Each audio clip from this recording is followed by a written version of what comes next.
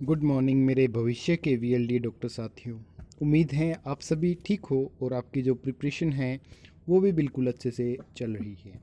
और बच्चों, अब हम डिस्कस करेंगे, हमने ब्लड के बारे में जो हमारे सर्कुलेटरी सिस्टम का परिसंचरण तंत्र का एक हिस्सा है उसके बारे में पढ़ लिया और एमसीक्यूज़ भी हमने कर लिए।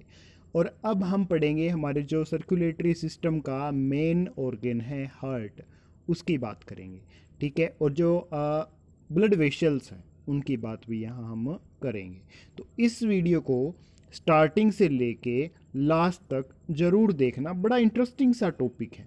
ठीक है, और ये हमारी डेली लाइफ से जुड़ा हुआ टॉपिक है बच्चों, तो इसमें आपको इंटरेस्ट भी आएगा और आपका जो हार्ट है उससे जुड़ी हुई जो कार्यशैली है, हार्ट की वर्किंग है, उसके बारे में भी आपको पता चलेगा। क्योंकि आजकल जो हार्ट की बीमारी है वो ज़्यादा हो रही है। ठीक है, वो किस कारण होती है उसका रीज़न भी इस वीडियो में आपको पता लग जाएगा और आप अपनी देखभाल कैसे कर सकते हो। तो इसीलिए इस टॉपिक को भी आप लोगों को अच्छे से देखना ज़रूरी है।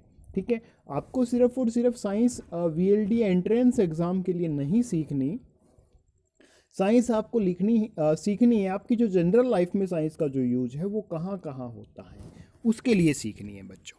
ठीक है, तो उम्मीद है कि आपको हमारी जो क्लास है अच्छी लग रही होगी। ठीक है, अच्छी लगती है तो बच्चों लाइक ज़रूर कर दिया करो यार। ठीक है, उससे छोटा सा यूँ हो जाता है, मोटिवेशन हो जाता है कि बच्चे हमारी क्लास को पसंद करते हैं। ठीक है, तो और अगर आप लोगों को क्लासेज अच्छी लग रही हैं, पीछे वाली क्लासेज आप लोगों ने देखी हैं, तो सब्सक्राइब ज़रूर करना बच्चों। उसके साथ साथ इस तरह का एक घंटी का बटन दिखाई देगा, उसको दबा के ऑल नोटिफिकेशन सेलेक्ट कर लेना। ठीक है, इससे क्या होगा सर, इससे आप लोगों को हमारी हर एक नई वीडियो का नोटिफिकेशन सबसे पहले मिल जाएगा। तो आइए बच्चों, अब हम स्टार्ट करते हैं हमारी क्लास में हम जानेंगे परिसंचरण तंत्र यानी सर्कुलेटरी सिस्टम को। सर्कुलेटरी सिस्टम क्या होता है कि ये वो सिस्टम है हमारे ब्लड में जो किसी चीज़ को एक जगह से दूसरी जगह लेकर जाता है। ठीक है, one place to another place. इसमें हम किस किस की बात करेंगे, हार्ट की, ब्लड की और ब्लड वेसल्स की। ब्लड की हम बात इसमें कर चुके हैं, अब हम बात करेंगे हार्ट की और ब्लड वेसल्स की। ठीक है बच्चों, तो आइए अब हम जानते हैं हार्ट के बारे में। ठीक है, जो हमारा हृदय है उसके बारे में। बच्चों इसको दिल ना बोलना प्लीज़, क्योंकि साइंस की लैंग्वेज में हार्ट क्या होता है, हृदय होता है। जैसे आप कहते हो ना कि यार मेरा तो दिल टूट गया, तो बच्चों दिल कुछ नहीं टूटता, दिल कहीं से नहीं टूटता। ठीक है, ऑर्गन है जो आपका दिल है, हार्ट है जिसको आप दिल बोलते हो, हार्ट जो हृदय है उसका एक काम होता है सिर्फ, वो क्या होता है, ब्लड को हमारी बॉडी में सर्कुलेट करना। ठीक है ना, उसमें क्या है वो बातें पूरी बताऊंगा आपको, टेंशन ना लो। बस ये बात कभी मत कहना कि यार मेरा दिल टूट गया। ठीक है ना, फीलिंग्स जो अंदर से आती हैं, आपके अंदर से सैड सैड सी जो फीलिंग्स आती है, इमोशनल जो आप हो जाते हो ना, वो आपके हार्ट की वजह से कभी नहीं आती, वो आपके माइंड की वजह से आती हैं। माइंड में, ब्रेन में कौन से पार्ट की वजह से आती है वो हम ब्रेन के जब टॉपिक डिस्कस करेंगे वहाँ बताऊँगा मैं आपको। तो आज से कभी ये मत कहना कि दिल टूट गया। ठीक है ना बच्चों, क्योंकि जो आपके दिल टूटने की जो फीलिंग्स है वो आपका ब्रेन आप लोगों को देता है, वहाँ से आप लोग कंट्रोल करते हो सारी चीज़ें। ठीक है, तो हार्ट में ऐसा कुछ भी नहीं होता। तो आइए जानते हैं हार्ट के बारे में कुछ बातें। हार्ट की जो स्टडी हम करते हैं उसको हम बोलते हैं कार्डियोलॉजी, और हार्ट का जो स्पेशलिस्ट डॉक्टर होता है बच्चों उसको कहते हैं कार्डियोलॉजिस्ट। ठीक है, अब आप कहोगे सर हार्ट कैसा ऑर्गन है, एक कैसा अंग है, कैसा सर्कुलेटरी अंग है, तो मैं आपको कहूँगा कि एक परिसंचरित अंग है यानी सर्कुलेटरी ऑर्गन है। ये किसको परिसंचरित, किसको सर्कुलेट करता है बच्चों, ब्लड को सर्कुलेट करता है। ठीक है, और ये कौन सा ऑर्गन है, एक पंपिंग ऑर्गन है। तो आप कहोगे सर ये किसको पंप करता है, तो ब्लड को पंप करता है बच्चों। और जो हमारा हार्ट है वो क्या, एक पेशीय अंग है, मस्कुलर ऑर्गन है। मस्कुलर ऑर्गन का मतलब क्या है कि हार्ट टोटली मांसपेशियों से बना हुआ होता है, मसल से बना हुआ होता है, इसमें हड्डियां नहीं होती भाई। ठीक है, उसके बाद नेक्स्ट जो हम बात कर रहे हैं बच्चों हार्ट की, कि इसका वेट कितना होता है, वजन कितना होता है। तो वेट होता है हार्ट का अप्रोक्सीमेटली 300 ग्राम। ये 300 ग्राम वजन किस में होता है, एक अडल्ट में होता है, एक वयस्क में होता है जिसकी उम्र 18 से ऊपर हो। ठीक है, और छोटे बच्चे का हार्ट होता है उसका वजन होता है 20 से 25 ग्राम। मेल है, मेल यानी जो पुरुष है, पुरुष के हार्ट का जो वजन होता है वो 280 से 340 ग्राम होता है, और फीमेल के जो हार्ट का वजन होता है जो 230 से 280 ग्राम होता है। ठीक है बच्चों। उसके बाद जो हमारा हार्ट है भाई, ये लोकेटेड कहाँ पे है, ये किस जगह पे होता है, तो हार्ट हमारा लोकेटेड है चेस्ट कैविटी यानी छाती गुहा में। ठीक है, कहाँ होता है, चेस्ट कैविटी यानी छाती गुहा में, जिसको बोलते हैं मीडियास्टेनम स्पेस। क्या बोलते हैं, मीडियास्टेनम स्पेस। ठीक है, और क्या बोलते हैं उसको, कार्डियक नोच। क्या बोलते हैं उसको, कार्डियक नोच। ठीक है बच्चों। अब यहाँ ध्यान से देखो भाई, इसमें कैसे, भाई देखो ये हमारा जो राइट लंग है, ये हमारा लेफ्ट लंग है, इसके बीच में ये क्या है, हार्ट है, तो इस स्पेस को क्या बोलते हैं, मीडियास्टेनम स्पेस बोलते हैं, और क्या बोलते हैं इसको, कार्डियक नोच बोलते हैं। ठीक है, तो इतनी बात आप लोगों को बच्चों समझ आ गई होगी। और अगर क्लास अच्छी लग रही है, इंटरेस्टिंग लग रही है ना यार, लाइक ज़रूर कर देना। उसके साथ साथ चैनल को अगर अभी तक आप लोगों ने सब्सक्राइब नहीं किया है तो वो काम भी आप ज़रूर करना। अब आपसे पूछ ले भाई, जो हमारा हार्ट है उसकी शेप कैसी है, किस आकार का है, तो आप कहोगे फिस्ट की तरह, एक बंद मुट्ठी की तरह है, क्लोज फिस्ट की तरह है। अब इसकी शेप कैसी होती है बच्चों, ध्यान से देखो भाई, ये जो हमारी रिब्स होती हैं ये पसलियाँ होती है इस तरह से। ठीक है, ये पसलियाँ होती हैं, और ये जो बोन है जो पसलियों को आपस में जोड़ती हैं, इसको बोलते हैं स्ट्रेनम। क्या बोलते हैं, स्ट्रेनम। स्ट्रेनम कौन सी बोन होती है बच्चों, चेस्ट बोन होती है। कौन सी बोन होती है, चेस्ट बोन होती है। ठीक है, तो इन पसलियों के नीचे हमारा क्या होता है, हार्ट होता है इस तरह से। ठीक है, और इस हार्ट की जो शेप होती, हार्ट होता है ना बच्चों, ये होता है हमारी दूसरी पसली से लेके छठी पसली तक। कौन सी पसली तक, इस दूसरी पसली से। ठीक है, और कौन सी पसली के बीच में, छठी फसली के बीच में होता है, सिक्स्थ पसली के बीच में होता है। ध्यान रख लेना इस चीज को। ठीक है, अब आपसे क्वेश्चन यूं पूछ ले कि जो हमारा हार्ट है कौन सी से कौन सी रिब के बीच में है, तो आप कहोगे कि दूसरी से छठी रिब के बीच में है, सेकंड टू सिक्स्थ रिब के बीच में है। ये हमारी पसलियां हैं बच्चों, ध्यान रखना, ये पसलियां आगे से लेके पीछे रीढ़ की हड्डी से ऐसे करके जुड़ी हुई होती है एक दूसरे से। ठीक है, और ये बनाती है हमारा जो बकल है, चेस्ट कैविटी है, वो चीज़ ये बनाती हैं, पसलियां बनाती हैं। ठीक है, और पसलियों को, अब क्वेश्चन यूं आ जाए कि जो हमारी रिब्स है, रिब्स को जोड़ने वाली जो बोन है उसको क्या कहते हैं, उसको कहते हैं चेस्ट बोन, और दूसरा नाम क्या है इसका, स्ट्रेनम है बच्चों। क्या है, स्ट्रेनम है। समझ गए होंगे इतनी बात। उसके बाद अब आपका जो हार्ट है वो कहाँ होता है, राइट में होता है या लेफ्ट में होता है, तो बच्चे कहते हैं कि सर लेफ्ट में होता है, पर मैं आपको यही कहूँगा कि ये बीच में होता है। ठीक है, आपको ये लेफ्ट में फील क्यों होता है, इसका कारण क्या है, वो भी आपको मैं बताऊंगा। कि जो हार्ट है ना, हार्ट का 70 से 80% जो वेट होता है, वजन होता है, वो लेफ्ट साइड में होता है, यानी 220 ग्राम वजन हमारे लेफ्ट साइड में होता है। 15 से 20 ग्राम जो वजन है बच्चों वो राइट साइड में होता है। अप्रोक्सीमेटली 80 ग्राम जो वजन है वो कहाँ होता है, राइट साइड में होता है। इसलिए आप लोगों को जो हार्ट है ना वो कहाँ फील होता है, आपके लेफ्ट में फील होता है। अब क्वेश्चन यूं आ जाए कि हमारी बॉडी में नंबर ऑफ रिब्स कितनी है, पसलियों की जो संख्या है वो कितनी है। संख्या पूछे तो बच्चों 24 है, पेयर पूछे तो 12 हैं, 12 जोड़े हैं, और वैसे पूछे संख्या कितनी है तो संख्या कितनी है बच्चों, 24 है। ठीक है, समझ गए मेरी बात। उसके बाद इसके डायग्राम को समझो बच्चों। डायग्राम में क्या है, इसका जो आवरण है, जो बाहरी जो लेयर है, इसको बोलते हैं पेरिकार्डियम, और ये 3 लेयर से बना हुआ होता है। कितनी लेयर से बना हुआ होता है, 3 लेयर से। ठीक है, क्या कहते हैं इसको, पेरिकार्डियम। 3 लेयर कौन सी होती है, एक तो पेरिकार्डियम हो गई भाई, दूसरी फाइबर्स हो गई, रेशेदार हो गई, तीसरी कौन सी हो गई, सिरस हो गई। ठीक है, अब इसमें समझो भाई, ये तो हमारी हो गई कार्डियक मसल। ये अंदर देखो जो छोटे छोटे बालों की तरह संरचना दिखाई दे रही है आपको इसमें, ये वाली, इनको कहते हैं फाइबर्स। ठीक है, और ये जो बाहर अंदर की तरफ है ना, ये सर्कुलर है, इनको बोलते हैं सिरस। क्या बोलते हैं, सिरस। और इसके बीच में जो लिक्विड होगा उसको बोलते हैं पेरिकार्डियल फ्लूइड। क्या बोलते हैं, पेरिकार्डियल फ्लूइड। ठीक है बच्चों, इतनी बात समझ आ गई होगी। अब समझते हैं कि जो मानव का जो हृदय है, मानव का जो हार्ट है, उसमें कितने चेंबर होते हैं। ये क्वेश्चन कई बार एग्जाम में आ चुका है। अलग अलग एग्जाम्स में ये क्वेश्चन बच्चों पूछा जा चुका है कि मानव का जो ह्यूमन हार्ट है उसमें कितने चैम्बर होते हैं। तो आप कहोगे मानव हार्ट में 4 चैम्बर होते हैं। कितने चैम्बर होते हैं? 4 चैम्बर होते हैं। 4 चैम्बर बच्चों कौन कौन से होते हैं? एक तो होता है राइट ओरिकल या अट्रियम, हिंदी में इसको कहते हैं अलिंद। क्या कहते हैं? अलिंद। ठीक है।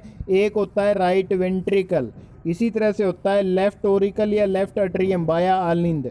ठीक है। इसी तरह से नेक्स्ट जो फोर्थ पार्ट है वो है लेफ्ट वेंट्रिकल यानी दायां नीले, बायां नीले सॉरी। ठीक है।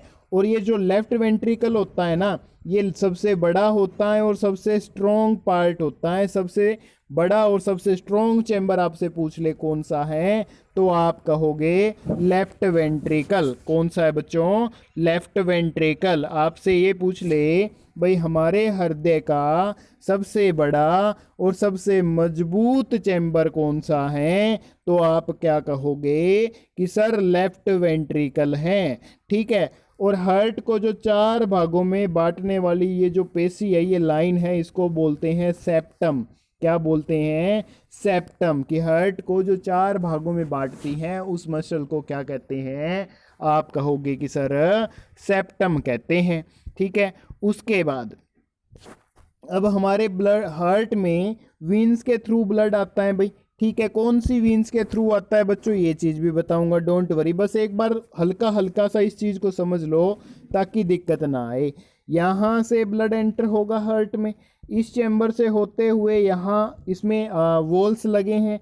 ठीक है। वॉल से होते हुए इस चैम्बर में आएगा, यहाँ से लंग्स के पास जाएगा, लंग्स से फिर ऊपर वाले इसमें आएगा। ठीक है। इस पार्ट से होते हुए यहाँ आएगा, यहाँ से ब्लड एग्जिट करके हमारी बॉडी की जो वीन्स है उनके थ्रू पूरी बॉडी में सर्कुलेट होगा। और ये प्रोसेस अलग अलग से बारी बारी से रिपीट होता रहता है, चलता रहता है।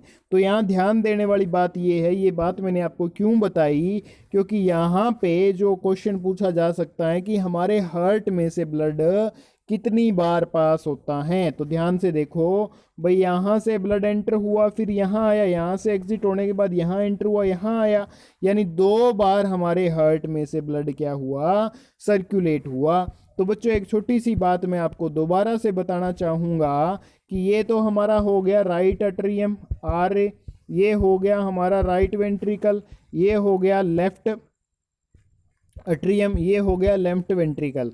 तो ब्लड कहाँ से आता है? वीन से आएगा। कहाँ? राइट ओरिकल में, और राइट ओरिकल से लोब्स के थ्रू होते सॉरी वॉल्व्स के थ्रू होते हुए राइट वेंट्रिकल में आएगा, यहाँ से लंग्स के पास जाएगा। लंग्स क्या करेगी? CO2 को सेपरेट कर देगा और ऑक्सीजनेटेड यानी ऑक्सीजन वाला ब्लड है उसको कहाँ भेज देगा? लेफ्ट ओरिकल में भेज देगा। लेफ्ट ओरिकल्स के बाद ये वाल्व से होता हुआ ब्लड कहाँ आएगा? लेफ्ट वेंट्रिकल में, और लेफ्ट वेंट्रिकल से वीन्स के थ्रू कहाँ सर्कुलेट हो जाएगा? पूरी बॉडी में। ये प्रोसेस रहेगा मेरे प्यारे बच्चों। ठीक है। अब बारी बारी से सारी बात आपको मैं बता दूंगा। तो सबसे पहले ब्लड कहाँ आएगा बच्चों? तो सबसे पहले ब्लड आएगा दाएं अलिंद में। दाएं अलिंद यानी राइट ओरिकल में या राइट अट्रियम में। ठीक है ना। और अब अगर क्वेश्चन यूं आ जाए भाई, उसके बाद ये पूछ ले भी हमारा जो हार्ट है उसमें कितने वाल्व होते हैं, तो आप कहोगे सर 4 वाल्व होते हैं। कितने वाल्व होते हैं? 4। अब 4 वाल्व कहाँ कहाँ होते हैं? एक तो यहाँ होता है, इसको बोलते हैं ट्राइकस्पिड वाल्व। कौन सा वाल्व कहते हैं? Tricuspid valve. एक बच्चों यहाँ होता है, इसको बोलते हैं सेमी लूनार वाल्व यानी अर्धचंद्री कपाट। ठीक है। उसके बाद एक वॉल्व यहाँ होता है जिसको बोलते हैं बाइकस्पिड वाल्व, और एक बच्चों यहाँ होता है जिसको बोलते हैं आयोटा वाल्व। कितने वाल्व होते हैं बच्चों? 4 वाल्व होते हैं। इनको क्या कहते हैं? हिंदी में कपाट कहते हैं। ठीक है। अब ध्यान से इसकी वर्किंग एक बार फिर से समझो। ठीक है। जब यहाँ से ब्लड एंटर करेगा बच्चों, तो ये हमारा यहाँ जो ब्लड आएगा वो अशुद्ध ब्लड आएगा, इम्प्योर ब्लड आएगा। इम्प्योर ब्लड आएगा तो जब ये हमारा राइट जो ओरिकल फुल होगा तब इन कपाट पे, इन वाल्व पे प्रेशर पड़ेगा। प्रेशर पड़ेगा तो ये ओपन होंगे। ओपन होने के बाद ब्लड इसमें आना स्टार्ट होगा हमारे राइट वेंट्रिकल में। राइट वेंट्रिकल जैसे ही फुल होगा तो ये जो वाल्व ओपन होगा, इस वाल्व से ब्लड कहाँ जाएगा? लंग्स के पास। और लंग्स से ब्लड कहाँ जाएगा? लेफ्ट ओरिकल में या लेफ्ट एट्रियम में। यहाँ जो ब्लड आएगा उस वो ऑक्सीजनेटेड ब्लड होगा। अब क्वेश्चन पूछ ले भाई सबसे पहले इम्प्योर ब्लड हमारे हार्ट के कौन से चेंबर में आता है, तो आप कहोगे राइट ओरिकल में। और अगर यूं पूछ ले कि सबसे पहले ऑक्सीजनेटेड यानी ऑक्सीजन युक्त ब्लड हमारे हार्ट में कहाँ एंटर होता है, तो आप कहोगे लेफ्ट ओरिकल में। ठीक है, अब जैसे ही लेफ्ट ओरिकल फुल हो जाएगा तो ये वाल्व ओपन होंगे और ब्लड आ जाएगा यहाँ हमारे जो लेफ्ट वेंट्रिकल में, और लेफ्ट वेंट्रिकल जैसे ही फुल होगा तो आयोटिक वाल्व के थ्रू कहाँ चला जाएगा, हमारी पूरी बॉडी में वीन्स के थ्रू सर्कुलेट हो जाएगा। अब उम्मीद है बच्चों इसकी वर्किंग आपको पता लग गई। भैया किस तरह से काम करता है। अब दो तरह की बातें की, एक तो O2 वाला ब्लड, एक CO2 वाला ब्लड। O2 वाला ब्लड होता है बच्चों प्योर, और इसको ऑक्सीजनेटेड ब्लड भी कहते हैं, ऑक्सीजन युक्त रुधिर भी कहते हैं। ये कहाँ कहाँ होता है, ये हमारे हार्ट में लेफ्ट एट्रियम और लेफ्ट वेंट्रिकल में पाया जाता है। और किससे पास होता है, बाइकस्पिड वाल्व से पास होता है। और जो मैंने आयोटा वाल्व बताया ना बच्चों, इसको बहुत कम जिक्र होता है बट मैंने आपको बता दिया है। और CO2 वाला जो ब्लड है ये ज़्यादा होता है। कहाँ होता है, तो इसको इम्प्योर ब्लड कहते हैं और डीऑक्सीजनेटेड कहते हैं। और ज़्यादा कहाँ होता है, राइट ओरिकल में और राइट वेंट्रिकल में। किस किस वाल्व से पास होता है, ये ट्राइकस्पिड और सेमी लूनार वाल्व से क्या होता है बच्चों, पास होता है। उसके बाद मानव हार्ट की तो बात कर ली हमने कि मानव हार्ट में कितने चेंबर होते हैं बच्चों, 4 चेंबर होते हैं। कौन कौन से, राइट एट्रियम, ठीक है, राइट वेंट्रिकल, लेफ्ट एट्रियम और लेफ्ट वेंट्रिकल। उसके बाद मानव हार्ट में कितने का पार्ट होते हैं, कितने वाल्व होते हैं, 4। कौन से, बाइकस्पिड, ट्राइकस्पिड, सेमिलुनार और आयोटा वाल्व। ठीक है बच्चों, और 4 में से 2 में कौन सा ब्लड होता है, कार्बन डाइऑक्साइड वाला इम्प्योर ब्लड होता है, और 2 में कौन सा होता है, प्योर ऑक्सीजन वाला। ठीक है, और कार्बन डाइऑक्साइड वाला ब्लड लंग्स के पास जाता है। लंग्स क्या करते हैं, ऑक्सीजन वाले ब्लड को वहां से आगे भेज देते हैं, और कार्बन डाइऑक्साइड को हमारी विंड पाइप के थ्रू नाक से क्या भेज देते हैं, बाहर भेज देते हैं। ये प्रोसेस था। अब समझिए कि जो पीसीज हैं यानी फीसिस हैं, मछलियां हैं, मछलियों में कितने चैम्बर होते हैं, मछलियों के हार्ट में 2 चैम्बर होते हैं। किस किस को छोड़ के, डॉल्फिन और व्हेल को छोड़ के। डॉल्फिन और व्हेल फिश है ना, उनके हार्ट में 4 चैम्बर होते हैं। कितने चैम्बर होते हैं बच्चों, 4 चैम्बर होते हैं। और इनको किसमें, मेमल्स की कैटेगरी में इंक्लूड किया गया है। एम्फीबियंस है, उभयचरी हैं। एम्फीबियंस यानी जो पानी में भी रहते हैं और जमीन पर भी रहते हैं, धरती स्थल पर भी रहते हैं, उनको एम्फीबियंस बोलते हैं। जैसे मेंढक हो गया, तो इनके हार्ट में कितने चैम्बर होते हैं बच्चों, 3। 2 ओरिकल होते हैं और 1 वेंट्रिकल होता है। ठीक है, जैसे फ्रॉग हो गया, सैलेमेंडर हो गया। ठीक है, तो इनको हम क्या कहते हैं, एम्फीबियंस। और जो मेटाफोर्सिस है, बहुरूपता वाले हैं, छोटे में अलग अलग और बड़े में होने पर इनमें जो हार्ट के चैम्बर्स है वो क्या होते हैं बच्चों, अलग अलग होते हैं। नेक्स्ट बात करते हैं बच्चों रेप्टाइल्स की, यानी सरीसृप की, सांप की, छिपकली की, कछुए की। ठीक है, तो इनके हार्ट में कितने चैम्बर होते हैं बच्चों, 3 चैम्बर होते हैं। किसको छोड़ के, मगरमच्छ और घड़ियाल को छोड़ के। मगरमच्छ और घड़ियाल के जो हार्ट में 4 चैम्बर्स होते हैं। तो इस बात को ध्यान रखना, पूछा जा सकता है आपसे कि मगरमच्छ का जो हार्ट है उसके कितने चैम्बर होते हैं, तो आप कहोगे 4। घड़ियाल के हार्ट में कितने चैम्बर होते हैं, आप कहोगे 4। ठीक है, और सांप है, सांप के हार्ट में कितने चैम्बर होते हैं, आप कहोगे सर 3 होते हैं। अब चौथा है एव्स और बर्ड्स। बर्ड्स के हार्ट में कितने चैम्बर होते हैं बच्चों, 4 चैम्बर होते हैं। ठीक है, उसके बाद मेमल्स की बात करेंगे, स्तनधारी की बात करेंगे, ह्यूमन बीइंग्स, चमगादड़ की बात करेंगे, तो इनके हार्ट में कितने चैम्बर होते हैं, 4। बिल्ली, चूहा, कंगारू, व्हेल, डॉल्फिन, गाय, बकरी, इनके हार्ट में भी कितने चैम्बर होते हैं बच्चों, 4 चैम्बर होते हैं। अब उम्मीद है भी यहाँ से क्वेश्चन पूछेगा तो आप बता दोगे। अब इंटरेस्टिंग सा क्वेश्चन आ रहा है, इससे पूछा जा सकता है कॉकरोच। कॉकरोच के हार्ट में 13 चैम्बर होते हैं, 7 ओरिकल और 6 वेंट्रिकल होते हैं। कॉकरोच को तिलचट्टा भी बोलते हैं और ये आर्थ्रोपोडा की कैटेगरी से आता है बच्चों। और जो सबसे बड़ा दिल होता है ना, वो होता है व्हेल फिश का। इसको ब्लू व्हेल भी बोलते हैं। व्हेल में कौन सी होती है, ब्लू व्हेल। ठीक है, और इसका जो हार्ट होता है उसका वेट होता है 280 से लेके 300 किलोग्राम। सोच लो कितना होता है।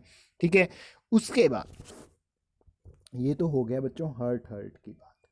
अब हम बात कर रहे हैं ब्लड वेसल्स की बड़ी अच्छी अच्छी चीज़ें आपको सिखाऊंगा। बस अगर वीडियो अच्छी लगे ना यार, लाइक ज़रूर कर देना, और वीडियो जैसे ही एंड हो आपको कैसी लगी, अंदर से जो आपके फीलिंग आए वीडियो के बारे में, वो लिख के ज़रूर बताना यार, ठीक है? क्योंकि आपके जो कमेंट्स हैं ना, इनका मैं बड़ी बेसब्री से इंतज़ार करता हूँ, ठीक है? तो प्लीज़ जितना हो सकता है आप लोग कमेंट ज़रूर करना। किसी तरह का कोई डाउट हो तो वो भी लिख दिया करो यार, साथ में ना वीडियो का टाइम लिख दिया करो जहाँ पे आपको डाउट हो, ताकि मैं देखूँ तो मेरे को पूरी वीडियो ना देखनी पड़े, ठीक है? तो वहाँ आपके डाउट का भी हम सॉल्यूशन कर देंगे। और उसके साथ साथ अगर आपको हमारी पीडीएफ फाइल्स चाहिए तो आप हमारा टेलीग्राम ग्रुप ज्वाइन कर लेना भाई, वहाँ आपको हमारी सारी की सारी पीडीएफ फाइल्स मिल जाएगी। और टेलीग्राम ग्रुप का जो लिंक है वो डिस्क्रिप्शन में हमने दे रखा है। आइए अब ब्लड वेसल्स की बात करते हैं, रुधिर वाहिकाओं की बात करते हैं। तो रुधिर वाहिकाओं का काम क्या होता है कि जो हमारे शरीर में छोटी छोटी जो नलिकाएं होती है जो ब्लड को लेकर जाती है, उनको बोलते हैं रुधिर वाहिकाएं। कौन कौन से ब्लड को लेके जाती हैं भाई? एक तो ये हृदय के पास अशुद्ध रक्त को लेके जाती हैं, इम्प्योर ब्लड को लेके जाती हैं। जब वो प्योर हो जाता है तो उसको हार्ट से सभी अंगों तक लेके जाती हैं, ठीक है? तो ऑर्गेन से इनका काम क्या होता है, जो हमारे अंग होते हैं, ऑर्गेन होते हैं, उनसे अशुद्ध ब्लड को लेके आना, इम्प्योर ब्लड को लेके आना, और हार्ट से ऑर्गेन तक प्योर ब्लड को लेके जाना, ये इनका काम होता है। उसके बाद बच्चों इनमें हम ब्लड वेसल्स को तीन तरह से पढ़ेंगे, एक आर्टरीज होती है, एक वीन्स होती है, और एक कैपिलरीज होती हैं। आर्टरीज को हिंदी में धमनी कहते हैं, वीन्स को हिंदी में सिरा कहते हैं, और कैपिलरीज को केशिकाएं कहते हैं। और आर्टरी है, आर्टरी प्योर ब्लड को लेके जाती हैं जिसमें ऑक्सीजन ज़्यादा होती है। वीन्स हैं, इम्प्योर ब्लड को लेके आती हैं जिसमें कार्बन डाइऑक्साइड का अमाउंट ज़्यादा होता है, जिसको हम डीऑक्सीजनेटेड ब्लड बोलते हैं बच्चों। कैपिलरीज हैं, केशिकाएं हैं, ये मिक्स ब्लड को लेके जाती हैं, धमनी को शिराओं से जोड़ती हैं। बस कैपिलरीज के बारे में इतना ही पढ़ेंगे कि ये जो हमारी आर्टरीज हैं, आर्टरीज को किससे जोड़ती हैं? वीन्स को जोड़ती हैं। आर्टरी और वीन के बीच में जो ज्वाइंट होता है उसको क्या बोलते हैं? कैपिलरीज बोलते हैं बच्चों, ठीक है? उसके बाद आइए नेक्स्ट पे पूरी डिटेल से अच्छे से डिस्कस करेंगे, डोंट वरी। और जो एक्सेप्शनल कुछ केस हैं वो भी मैं आपको बताऊंगा कि जो पल्मनरी आर्टरी हैं वो क्या हैं? इम्प्योर ब्लड को लेके जाती हैं, CO2 को लेके जाती हैं, ठीक है? कहाँ? लंग्स के पास, इसको बोलते हैं फुफ्फुसीय धमनी। डोंट वरी, ये सारी चीज़ें बताऊंगा, बस एक बार आप लोगों ना इनसे फेमिलियर हो जाओ थोड़ा सा, ठीक है? और वीन्स में पल्मनरी वीन होती है, ठीक है, जो ऑक्सीजनेटेड ब्लड को लेके जाती है। बाकी सारी जो वीन्स है ना, उनका काम क्या होता है? इम्प्योर ब्लड को लेके आना, ठीक है? और ये क्या है कि प्योर ब्लड को लेके जाती हैं। और जो आर्टरीज हैं, आर्टरीज का काम क्या होता है? प्योर ब्लड को सर्कुलेट करना, ठीक है ना? और वीन्स का काम होता है इम्प्योर ब्लड को सर्कुलेट करना। तो एक्सेप्शनल केस ये है कि पल्मनरी आर्टरी हैं वो आपके इम्प्योर ब्लड को भी लेके जाती है, कहाँ पे? लंग्स के पास। और पल्मनरी वीन है वो क्या है? भी प्योर ब्लड को लेके जाती है। ध्यान रखना, ये बताऊंगा कहाँ होती है, ठीक है? डोंट वरी, टेंशन ना लो, सारी बातें बताऊंगा आपको। अब यहाँ देखो, यहाँ जो वीन्स है ब्लड लेके आती है, ठीक है? वेन कावा वीन्स ब्लड लेके आती है यहाँ पे। वहाँ से CO2 कार्बन डाइऑक्साइड और ब्लड होगा, कहाँ आएगा? राइट वेंट्रिकल में। यहाँ देखो, ये जो पल्मनरी वीन है ये कार्बन डाइऑक्साइड वाला ब्लड लंग्स के पास लेके जाती है, ठीक है? और लंग्स से यहाँ तक जो ब्लड लेके जाती है उसको बोलते हैं पल्मनरी वीन। बस ये चीज़ है, ये होती है पल्मनरी आर्टरी और ये होती है पल्मनरी वीन। बस इतना ध्यान रख लेना मेरे प्यारे विद्यार्थियों। उसके बाद आर्टरी है, आर्टरीज क्या काम करती हैं भाई? ब्लड को लेके आती है लंग्स तक। पल्मनरी आर्टरी है, दाएं नीले से जुड़ी हुई होगी, ठीक है? और ये और पल्मनरी वीन है वो आपकी बाएं आलिन से जुड़ी हुई होगी, ठीक है? और दायां और बायां आप अच्छे से समझ गए होंगे, याद भी हो गया होगा आपको। यानी ये बायां यानी लेफ्ट वेंट्रिकल हो गया आपका, ठीक है? दायां यानी राइट वेंट्रिकल हो गया, ठीक है बच्चों? तो इतनी बात तो समझ आ गई होगी, ठीक है? आर्टरी यानी ये हो गया हमारा राइट वेंट्रिकल से, और ये कहाँ पे? लंग्स से किसके अंदर लेके जाती हैं? लेफ्ट ओरिकल के पास लेके जाती है पल्मनरी वीन, ठीक है? आर्टरी है और वीन्स है। और हम बात किसकी कर रहे हैं? केशिकाओं की बात कर रहे हैं। तो इनमें क्या क्या है भाई? तो अगर क्वेश्चन पूछ ले कि सर लार्जेस्ट आर्टरी कौन सी है, तो लार्जेस्ट आर्टरी है आयोटा, आर साइलेंट है बच्चों इसमें, ठीक है? और ये बाएं नीले से जुड़ी होती हैं, राइट वेंट्रिकल से निकलती है भाई ये, ठीक है? उसके बाद वीन्स है, सिराओं है। सिराओं में सबसे बड़ी जो सिरा है उसको बोलते हैं वेन कावा। वेन कावा बच्चों दो तरह की होती हैं, एक सुपीरियर वेन कावा और एक इन्फीरियर वेन कावा।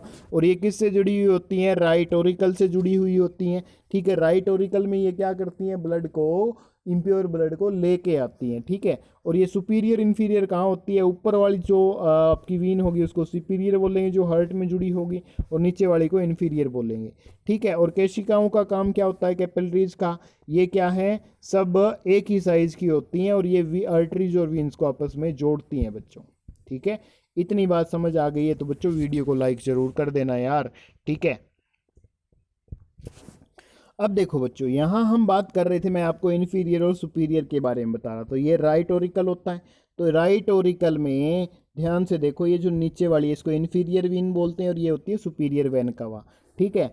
और उसके बाद वेन कवा है भाई, वेन कवा किससे, इसने कहा दाएं एलिंड से जुड़ी होती है, राइट ओरिकल से जुड़ी हुई होती हैं। और आयोटा है, आयोटा किससे जुड़ी होती है, बाएं नीले से यानी लेफ्ट वेंट्रिकल से, ठीक है। किससे जुड़ी होती है, लेफ्ट वेंट्रिकल से। और जो आयोटा है ये प्योर ब्लड को लेके जाती हैं, और आयोटा वीन जो है वो प्योर ब्लड को लेके जाती है। प्योर ब्लड को कहाँ पे भाई, यहाँ जो हमारा लंग्स होगा, लंग्स से यहाँ लेके जाती हैं, ठीक है। और वेन कावा किसको लेके आती है, इम्प्योर ब्लड को, यानी हमारी जो ऑर्गेन्स है, ऑर्गेन्स से इम्प्योर ब्लड को हार्ट के पास लेकर आती हैं बच्चों।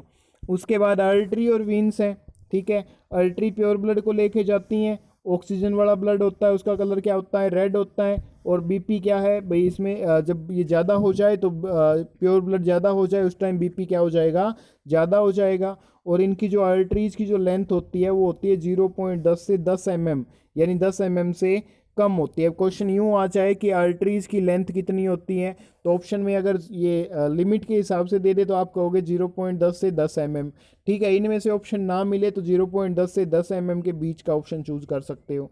अगर आपको ये भी ना मिले तो ये जरूर मिलेगा भी 10 से कम होता है। वीन्स है, वीन्स इम्प्योर ब्लड को लेके आती हैं, CO2 वाले को, सिर्फ एक को छोड़ के, किसको, पल्मनरी वीन को छोड़ के। पल्मनरी वीन क्या करती है, लंग्स से ब्लड को लेके जाती है लेफ्ट ओरिकल में, ठीक है। और इनमें जो ब्लड का कलर होता है वो होता है डार्क ब्लू या ब्लैक होता है, और ये ज़्यादा हो जाए तो बीपी कम होने लगता है। और इनकी लंबाई होती है 1 मिलीमीटर से 1 सेंटीमीटर होती है बच्चों, ठीक है। उसके बाद कैपिलरीज का काम क्या होता है, ये वीन्स को और किसको, आर्टरीज को आपस में जोड़ती है। यहाँ O2 वाला ब्लड भी होता है और CO2 वाला ब्लड भी होता है। अब क्वेश्चन आ जाए कि इम्प्योर और प्योर ब्लड कहाँ मिक्स होता है, कहाँ पे पाया जाता है, तो आप कहोगे कि कैपिलरीज में पाया जाता है, ठीक है। उसके बाद इनका काम क्या होता है भाई, जो वीन्स है, आर्टरीज हैं, इनमें जो ब्लड होता है, सर्कुलेट होता है, वो किस लिए होता है, वो होता है बच्चों खनिज और पोषक तत्वों को ट्रांसफर करने के लिए, आयंस और मिनरल्स को ऑर्गेन्स तक ट्रांसफ़र करने के लिए इनका काम होता है, और कोई काम नहीं होता, ये यही काम करती हैं। अब एक बार फिर से अच्छी सी थ्योरी इनकी मैं रिपीट कर देता हूँ ताकि आप लोगों को दिक्कत ना आए। तो ध्यान से समझो, ये हमारे ऑर्गेन्स है भाई, डिफरेंट डिफरेंट ऑर्गेन्स से हमारी वीन्स आएगी। ये वीन्स क्या करेगी, कुछ वीन्स तो जुड़ेगी इन्फीरियर से, कुछ जुड़ेगी सुपीरियर से।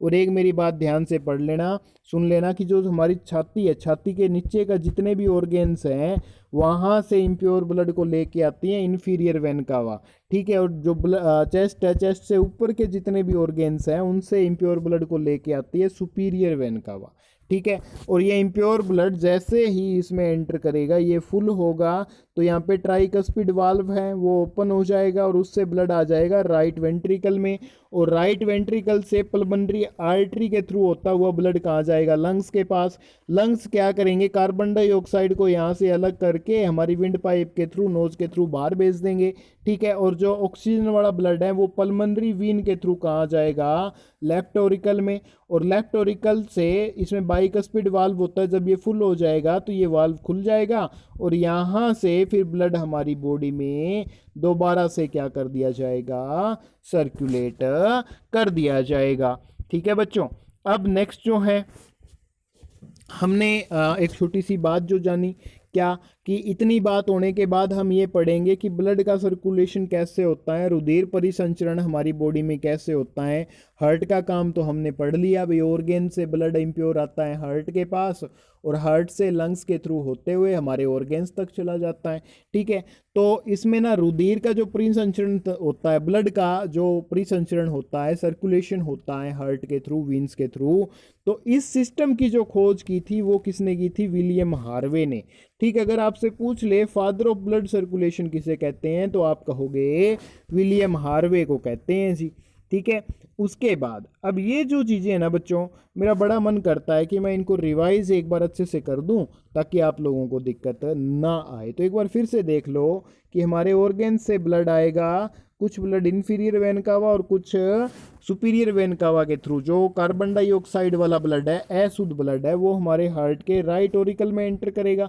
जैसे ही ये फुल होगा तो ट्राइकस्पिड वाल्व खुलेंगे, ठीक है, और ये किस में आ जाएगा, राइट वेंट्रिकल में, और यहाँ से सेमिलुनार जो वाल्व है वो ओपन होगा, और यहाँ ये ओपन होते ही पल्मोनरी आर्टरी के थ्रू ब्लड कहाँ जाएगा, लंग्स के पास। लंग्स से कार्बन डाइऑक्साइड तो हमारे नाक के थ्रू बाहर आ जाएगी विंड पाइप के थ्रू, और जो पल्मोनरी वीन्स है इनसे ब्लड कहाँ चला जाएगा, लेफ्ट ओरिकल में। जैसे ही लेफ्ट ओरिकल फुल होगा तो ब्लड जो बाइकस्पिड वाल्व है वो ओपन हो जाएंगे। वो ओपन होते ही आयोटा वोल्व और जो हमारी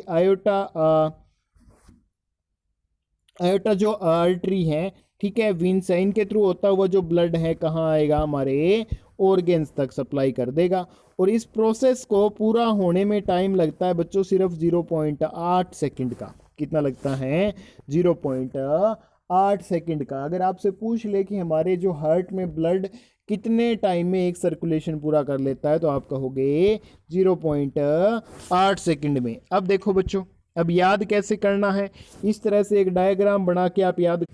तो बच्चों जो ब्लड है ऑर्गेन से आएगा वीन्स तक, वीन्स से सुपीरियर वेन कावा और इन्फीरियर वेन कावा के थ्रू राइट ओरिकल में आएगा। राइट ओरिकल फुल होगा तो ट्राइकस्पिड वाल्व खुलेंगे, ट्राइकस्पिड वाल्व खुलेंगे तो राइट वेंट्रिकल में ब्लड आएगा। राइट वेंट्रिकल फुल होगा तो उस टाइम ब्लड कहाँ आएगा, सेमी लुनार वॉल्व के थ्रू पल्मोनरी आर्टरी में, और कहाँ आएगा, लंग्स में। और यहाँ जो ये पूरा प्रोसेस हुआ, यहाँ पे कार्बन डाइऑक्साइड वाला ब्लड था ज़्यादा, ठीक है, और लंग्स से क्या है, CO2 बाहर हो जाएगी, ऑक्सीजन अंदर चली जाएगी। ऑक्सीजन फिर पल्मोनरी वीन के थ्रू, ऑक्सीजनेटेड जो ब्लड है पल्मोनरी वीन के थ्रू आएगा लेफ्ट ओरिकल में, और लेफ्ट ओरिकल फुल होगा तो उस टाइम खुलेंगे बाइकस्पिड वाल्व, और बाइकस्पिड वाल्व के खुल होने से ब्लड आएगा लेफ्ट वेंट्रिकल में, और लेफ्ट वेंट्रिकल जैसे ही फुल होगा तो जो आयोटा वोल्व है वो ओपन हो जाएगा, और आयोटा वोल्व से जो ब्लड जाएगा, आयोटा जो हमारी आर्टरी है उसके थ्रू, और उसके थ्रू जो छोटी छोटी वीन्स हैं, इन छोटी छोटी वीन्स के थ्रू कहाँ चला जाएगा, ऑर्गेन्स तक चला जाएगा। अब बच्चों सवाल ये उठता है, भी ये डायग्राम के थ्रू आपको याद तो हो जाएगा, पर ये पूरा प्रोसेस है, इसकी ज़रूरत क्यों पड़ी हमें, क्या कारण है इसका। तो आप लोगों ने एक चीज़ तो पढ़ी थी, रेस्पिरेशन के थ्रू हमारी बॉडी में एक ग्लूकोज का अमाउंट बनता है, C6H12O6 बनती है। इस ग्लूकोज का जो ब्रेक डाउन होता है वो ऑक्सीजन की हेल्प से होता है, और ये जो ऑक्सीजन है ना ब्लड के थ्रू ही हमारे जो ऑर्गेन्स है वहाँ तक सप्लाई होती है, और फिर यहाँ से बनता है CO2 प्लस H2O और प्लस बनती है ATP यानी एनर्जी। एनर्जी किसकी फॉर्म में बनती है बच्चों, ATP की फॉर्म में। और एक टाइम में कितने ATP के मॉलिक्यूल्स बनते हैं, तो 38 ATP जो एनर्जी है हमारी बॉडी में एक ग्लूकोज के ब्रेकडाउन के कारण बनती है। अब आपको पता चल गया होगा कि जो हमारे हार्ट का क्या काम है, ब्लड सर्कुलेशन क्यों होता है, ब्लड ऑक्सीजन को क्यों लेके जाती हैं। तो ब्लड ऑक्सीजन को लेके जाती है हमारी बॉडी में ग्लूकोज का ब्रेक डाउन करवाने के लिए, ताकि हमारी बॉडी को एनर्जी मिल सके और जो अलग अलग ऑर्गेन्स है वो अपना काम कर सके। तो बच्चों ये एक छोटा सा पार्ट था हार्ट का, कल इसको हम पूरा कर देंगे, हार्ट पूरा हो जाएगा, और परसों इसके ऊपर MCQs लगा देंगे। इतना काम करने के बाद हम एक जो हमारा टॉपिक रह गया था ट्रांसपोर्टेशन इन ह्यूमन बींग्स, वो डिस्कस कर लेंगे। इसके साथ ही आपका ये सिस्टम पूरा हो जाएगा, फिर एक्सक्रेटरी सिस्टम स्टार्ट करेंगे। ठीक है बच्चों, वीडियो अच्छी लगी है तो भाई लाइक ज़रूर करना, ठीक है। और अगर आप लोग चैनल पे पहली बार आए हो तो चैनल को सब्सक्राइब जरूर करना। उसके साथ साथ एक घंटी का बटन दिखाई देगा, घंटी दिखाई देगी, और उसको भी बजा डालना, ताकि आप लोगों को हमारी हर एक नई वीडियो का नोटिफिकेशन सबसे पहले मिल सके। और बच्चों थोड़ा सा सहयोग भी करना यार, ठीक है, क्योंकि इस चैनल को हमें कुछ ही जगह तक लिमिट नहीं रखना है, अपने साथियों तक भी पहुंचाना है।